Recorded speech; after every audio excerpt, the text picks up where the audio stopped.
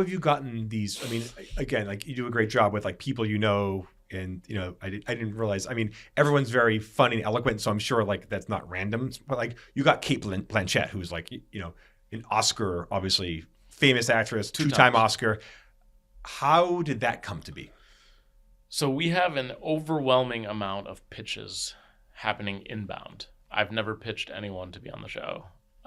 We made a decision early on that the show was not to be a talent-driven vehicle.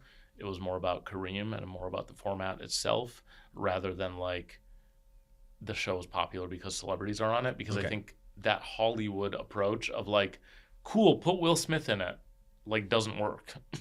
Like there are so many shows hosted by A-listers that no one's heard of or watched, and they're all failures, and they're so expensive for no fucking reason.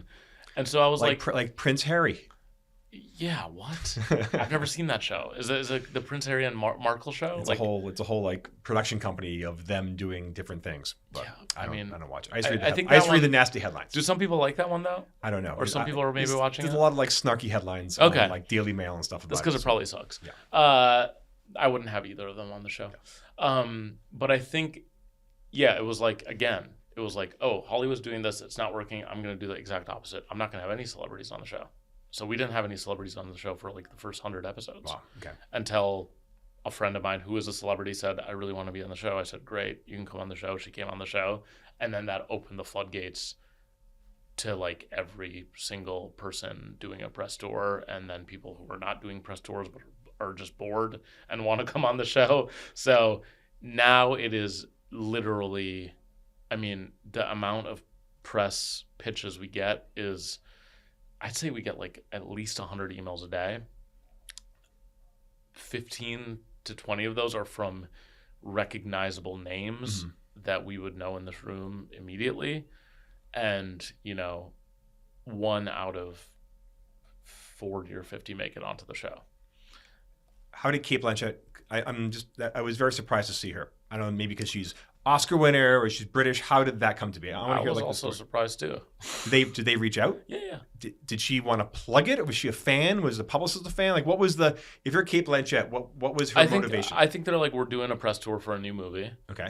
And we're going to do late night. And we're also going to do 1 or 2 of the popular internet shows. Okay. And I've heard from multiple publicists and managers and agents and talent that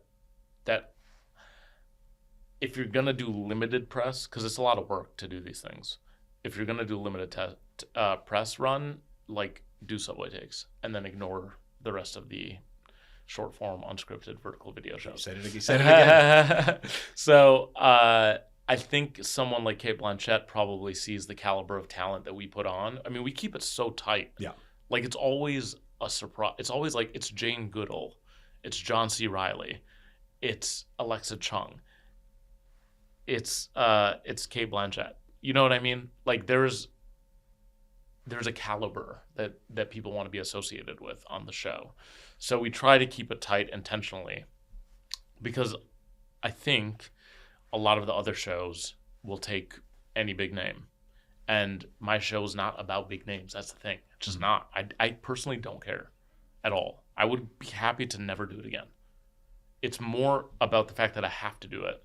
Because I think brands then are like, oh, he's, rubbing shoulders with Cate.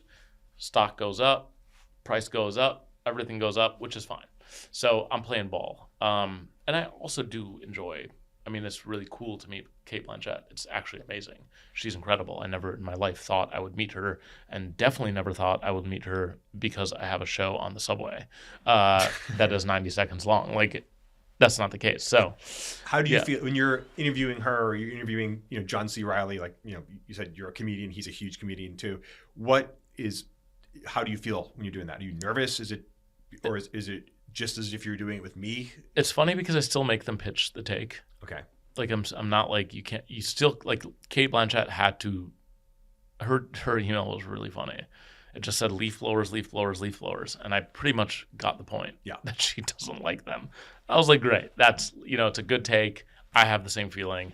And she's obviously very passionate about it. So I think that once I know that they want to be there, I am not nervous at all. Like, it feels completely natural to me.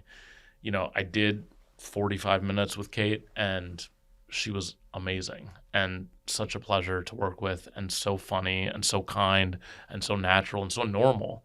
So I feel the same way. And you'll do a 45-minute taping to get 90 like super tight seconds? Well, no, now we're doing Subway Takes uncut. But I'm saying, I just want to get down to like how this distills. Like on a normal episode, I shoot for like 8 minutes, 9 minutes. Okay.